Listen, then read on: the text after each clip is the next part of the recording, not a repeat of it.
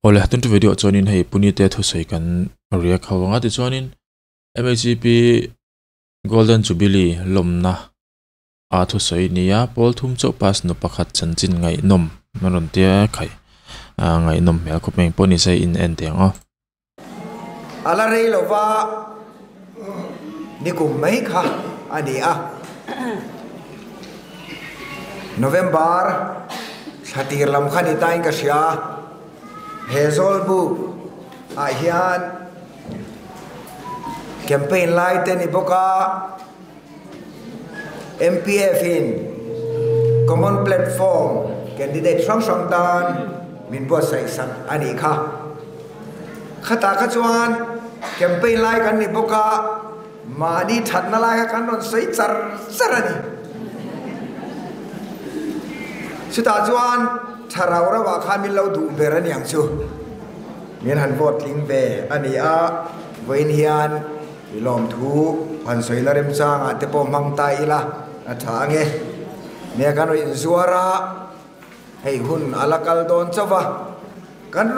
ron in zor anga kan om lo ani chuan nakina min pai vele me anga ti kha ni pui thu thuani ilai ka kan soi non le ni se thei top kan ron chuanga he toy bial mason na tur chuan thei topin ke pen kan tum ani ti kha kan han soi le zok ni se hey voina MHCP day ade pa ngai ni lo Golden Jubilee hial kan lo mang thei ke alom om ka ti a Golden Jubilee a in som masak per te po kan yang a kan voi khat thlen na nia chu wang chuan a lu kan ti swal big dewa Golden Jubilee kum som nga centenary ni tonga chuta chuan voina rong kal te hi kan tam thleng me wang em o ti ri ruwa min ngai tua tira amaro chu kan hun ton dana sir zela kan hun man hi thadewa mang tur kan ni ti la ya kha ri ruwa ron langa hetilai Golden Jubilee pol bika kan programa khwal lian ni turam in som hi kalom tak zz ani chuti rualin min siat thiam nakan han ngen masale dua hetia khwal liana min han som ta ka chuan alom puina thil pek te poron ken om tak ania katia amaro chu khwal lian ni turam in som khan ka soitlang sa ke chuan eng maron ken tur kala nei don lovania katia e apoi reng lo ngai reng lo antia ron ken du vio maila tun din muna chuan thilpe enge mozar ken don tai ila kapuk chop tho kha ngai don sia leiba in siam chawa kha kan hu phur ve de upoka eng poni se voina hian heten kal roi maila min lo lom thobong chumo tin risk karon la veni risk kala fu nge la fu lo po ka helowa amaro chu min lo don son dan kha apoi mo zo katia ne office dia kan han kal san hian file tam tak hi lo om ve man thina rampum tana i malak angai boxia mani bial ten hetia min han som hi i han nial chi ani boxi lova man lo tak tul tak chunga hetia karon kal hi thil pe gai kal lu zok lo mo ti lai kha kan sei lang dua chu chu min lo don son dan ni ta se chu ti rualin ya hetia program kan han mani chon i sum le pai te sen so te lo ngai ve box si nen nei lo view mai lai in account balance kha unit in account balance te po kha aphai view tura te po ngai tai la tam vak lo pi mi ka pi e nakina aron pe mei tura chau ngai tai la heta in lan tham po ni lo mi puim hua in lan bung tham po ni lo tem te tak in account phai lu tuk tur claim han thual ve deu na tura ni chu te chu mingin azat po ko soi ngam lo khatiang kha i aron keng vea karon ken poni lo pi mi ron ken ani chu kha ani hetia khwal lena min han som hi ka ngai tua na enge ka soyang o ti in ka ru abuai ngal achan chu kan nu ho kal khom ma yan enge ka soi veang le a campaign lai ta chuan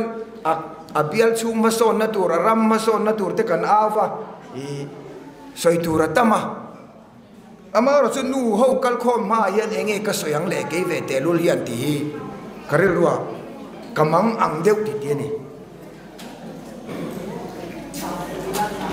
ama ro chu ni zana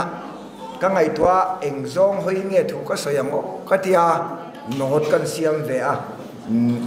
thui vak lo toy fel de win soi me la thang a ka tia ano da chu kan han siam ve ni heta hian chu ta chuan appoint ma sabera chuan MHP soi ruala ril ruala ulang chu kanen gio lian berte zinga mi ani baka MHP hi in pek na thin lung atanga din ani ti hi Shenon leila kan dua MHP kha kan thu thung kha kan han soi chua ka nia a soi chua mai chua ola a khir tal lom hle mai ka ti ani ke chuan mani tang ma sial lo te kha midang tan pui ti te kha I a olin lang ma se atak hian harani ilaya kha karilwa alo langa he khovel hi mani tang ma sial na lirin akhatani a politics zong pon thirila mani party ham that na tu a pol zong pon thirila kan pol that big na tur a veng zong pon thirila kan veng that big na tur khatiang lir kha ani mem o ti hi ol takani ani kati na ni lo ngai tua chiang tai la mani tang ma sial na li hian akhat lo mo ti hi karil ruwa zona lian khop mai tu lai pe chu mani higher secondary school felicitation akhan min so ma chief guest orin chuta chuan mani tang ma sial na atha chun chu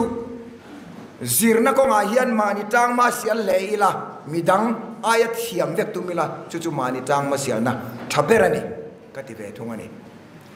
khami piala ma khachu mani tang ma sial na hi thil tha em omlo kan khwa atha berber kan duwa midang khwa atha kan du pui lo chuan thil tha berani chuang em mi ti lai kha MHP ka ngai to ruala khare ron langa ni wangin kan soi lang ani hetayan kan fias sama ni se MHP hi manita na pol indin inni lo manitang ma sial tura pol indin inni lo ti hi kan ron soi vele a ke ve te hian midang ta na ding phul len nei lo inni ti hi in fil non fo te ang wa voin hian golden jubilee kan man pol hian in fil non te ang u ti karil ro lo langa chu kan soi lang alang sar zinga mi pakhat kan du zinga mi pakhat ani voina nu ho mel kan mu hian kan u mel alo lang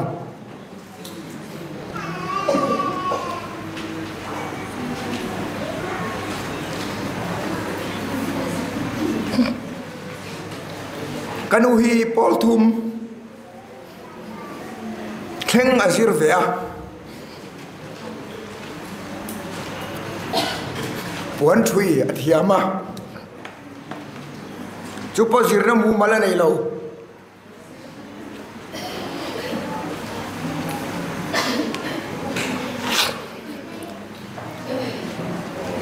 ama thiam ve ni kan tel lai chuan second hand than aleya min fit sakhin puan thui na dora atui tir na man pok kan nei lem lo puan ta athiama ama injir chua ve ni puan ta lama chuan akal na sakhop mai hetia upan nu hian khatia apuan ro ta na sat te kha aron lang chuak ani thana te ne ya dar kham te ne ya ring te kham thin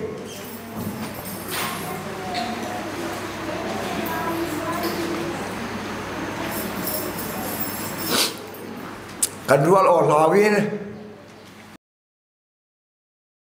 a video title nu pakhat chan chin nan ti khe anu puni te nu chan chin ani reng don ti nani mo bol thum so pas nu pakhat chan chin ngai nom puni te po in sum zo lo lek leka po ni se mani nu te mani pa te hi chu an lo lu ani thei to a chuat hi na zi nga kho war mai na thova ata a chun ni leng in ta zan lama ta le a chu tiang chu ani kapahi pastor ania campaign lai pok kan soi tin kha chu tiang ania wang chuan unau pasari kan ni a unau pasari chom na tur chu pastor lo hian a dai manglem lawani theito ba chu a kan unau zong hian la lum po kan thiam vek ani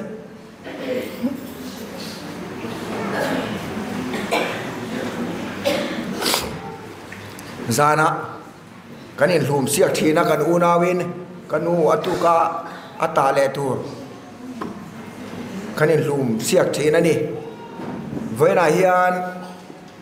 la in lum siak teng u ti in la I tu po hi ka chau chau khati zong khan le lam zong khan ngai chon nuk ka ula tlem I alai zong in ti tai la I in du chon la lum in elang u tu nge lum zo ma sa ti khani kan unawin la kan lum thiam veka ami pa pon a mei chia pon kan lum vek thin ani chu tiang chu ani a voina de a local te hi in ber kan hua pol thum ai chon in zir sam ve kam ti ka ring tat kanu pol thum in ti theina lama min lo ngai sak lo ula pol thum chau zir pha khan an khuwa po khobunga dia kholian lu tu kani lo khi champhai sab khobunga khian tuna chuan block thun mun te nia RD block thun mun te nia kholian vak chu ni lo chu ta chon pol thum thleng chia zirani pol thum thleng chia zirmi hian fapa pathum pastor pathum ane ni pakhat minister ane ni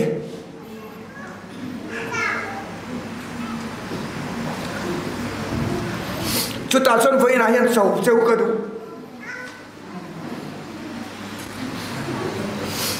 a aya sir sang zo kan waya sir sang zo thiawin ni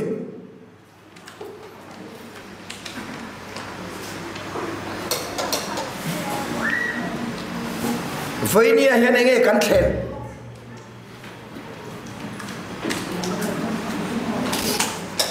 kan hun man to te thiramu tilai ka soi ka in ti theina zonga min lo lak sa ula ka chau chau ani kan nu te hi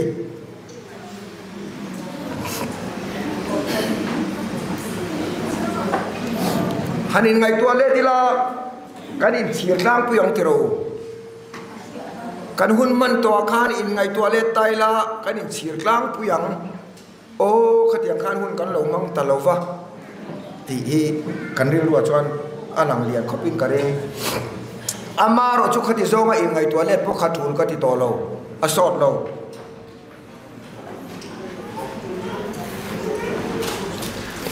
atam zo tan jong kan chat lai hun kan pel to in chira kur tur kan ni tolo kan hun tlem te kan la nei lai hian MHP member kan ni na zona changin enge mason na kan nei tiang ram tan enge khotlang tan enge ko khran tan enge chung ko tan enge mason na ka thlen tiang di zong hi voina golden jubilee kan man lai hian kan man rual hian ngai tu ila ka du khop mai asod lo chu thir le to lo vila chang kai zo ka kan nun kan man theinan ngai tu na imang zo khong ti in voi nian kan som du bok ani mei chia te hi thil ti thei zo ka in chang fo a tharum zong chon mi pa chu min tlung mi an lawang ama ro chu tharum nei tak tak chu nom tho thil ti thei tak tak in ni ti hi kan khian mai palang ti ka lawa thil ti thei tak in ni kan tia wanga pasal te chau ur tur po kan ni chuang lo kan college kan lai debate kan ne ya chung kwa yan mei chiang e poi mo zok mi pa khotla ga yan mi pa nge poi mo zok mei chia kan debate ta mi palam khan point kan han nei chak viawa ama ro chu kan zir tir tu nu pakhat aram ding chuaka mei chia te poi mo na le huai set na kha ron soya ami pa ho ka kan ngoi thap mai ni chu hei ni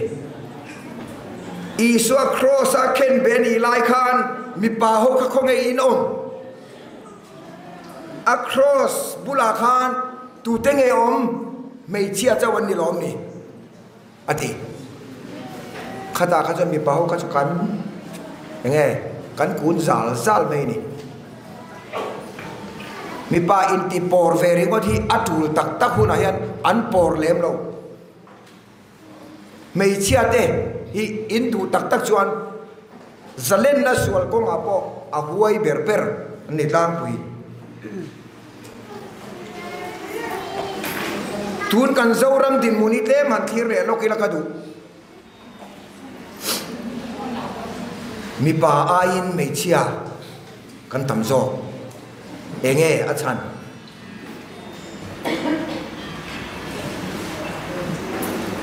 a vote zong kon mei chia hi vote nga zo in ni to tlat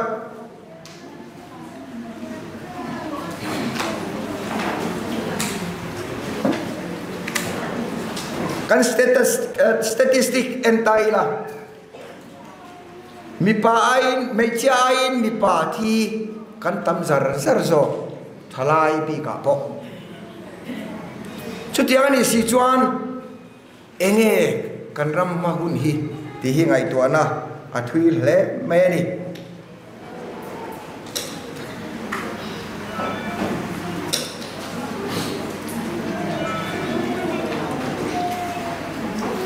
MHP malang na pakhat chu women empowerment ani pero mei chia te din mun choi kan ti chak ani kham hun lai te kha chuan a om te poni mana tu na hian mi pa hi ti chak kan ngai zok ani lomi ka ti dewani ke chuan dom kan ngai kan thalai mi pa te thina salu tu ki khi tam lu tu ki ake ti piang zok bon report han pe se mi pa thi kan tam zok tholai hi ave om ka ti a mi pa te empower kan ngai ta zok ani lo mo ti voi na ya karir wa zona alian khop mai mi pa min empower lo chuan in fanu ten kan fanu ten mi zo pasala nei tu an nei lo mai don ti hi karir wa alang lian lea hei hian ngai to na thui tak min siam ani voi na hian khol lian amin som ta sa chona kan siam le tiang nu teu khotlang ta na in man apoi mo rualin in chung khur ngai poi mo angai ta kan tlang valte rui thei thila an lu na salu tuk te po hi tu mo nge ti don tai la pa mo po tel tho nu mo po tel tho ama ro chu in chung khura chuan nu te po hi kan mo phun na chu asang zok ani lo mo ti kha ke ami pa in lak film tum na lam mi lowin abik takin kan fapa te hi enkol an ngai zual ta ti hi ani politics ni se avot tam zok nei nia a politician te jong kan ton zok to chewani o nu ho hi khat yang kha ani ai ani a we ra hian in hau em chu ni lo ma se khat yang chong na kha han siam kan du tlat a chu chu min lo hre thiam ula MHP a kanin manga khotlang tan kan tang kai viau lain kanin chung khur hi kan ngai thang tiek ka lau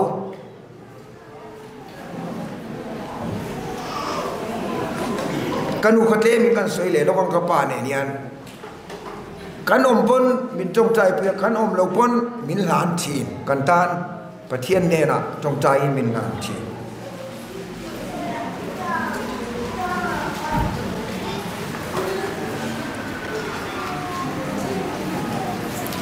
voina heta khwalian anga karon tel ve mana chu chu hretlang ila ti hi karilwa alang lian khop mai voinian thopuya kasom du chawa he toy bial chunga masona om thei tura hian tan ila ho teng u kai mai chi pi brand sang in report kan ngai tha a khang branch sang report atang te po khan khotlang tana kan in man nakha athakop mai mithi ruang chunga pangpar da te po hi alu khop mai I chun zom zelang u chuti ralin kan khotlang mason natur he bial mason naturi na chiate omani pot itang ho wang u hei chu chelu tuke isiam chang u tingam tu niturin kan som chewa apati ang zong poni tolo kan khotlang hi vei om to ni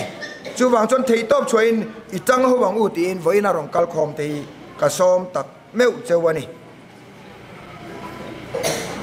midang te ta namal som na niturin kan thei na zon chewa tran ila thar tiang u tin ka in som mol bok ani zohana bung som chang soma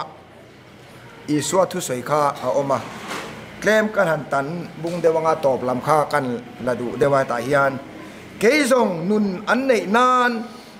tam taka an nei nana local kani ati